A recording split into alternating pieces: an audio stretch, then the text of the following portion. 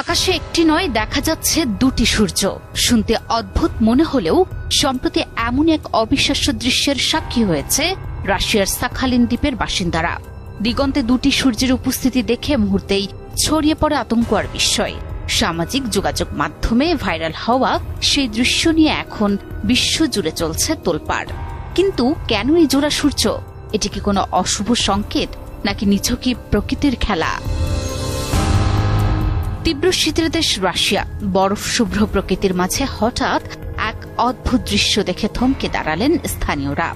আকাশের এক কোণে জ্বলজ্বল করছে আসল সূর্য, আর ঠিক তার পাশেই দেখা মিলল অবিকল আরেকটি সূর্যের। অনেকেই এই সূর্য দেখে হতবাক হয়ে পড়েন, কেউ কেউ একে অতি প্রাকৃত ঘটনা বলে দাবি করেন। তবে বিজ্ঞানীরা বলছেন অন্য কথা। তাদের মতে এটি কোনো অলৌকিক বিষয় নয়, বরং বায়ুমণ্ডলের একটি বিরল আলো প্রভাব, যার নাম সানডগ।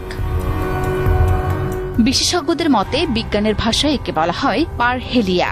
গ্রিক শব্দ পারহেলিয়ার অর্থ হল সূর্যের সঙ্গে। এটি বায়ুমণ্ডলের একটি অপটিক্যাল ইফেক্ট বা আলোক বিভ্রম। যখন তাপমাত্রা অস্বাভাবিক কমে যায়, তখন বায়ুমণ্ডলের উঁচুতে ক্ষুদ্র ক্ষুদ্র বরফের স্ফটিক তৈরি হয়। এই স্ফটিকগুলো যখন প্রিজমের মতো কাজ করে, তখন সূর্যের আলো তাতে বাধা পেয়ে প্রতিফলিত ও প্রতিসরিত হয়।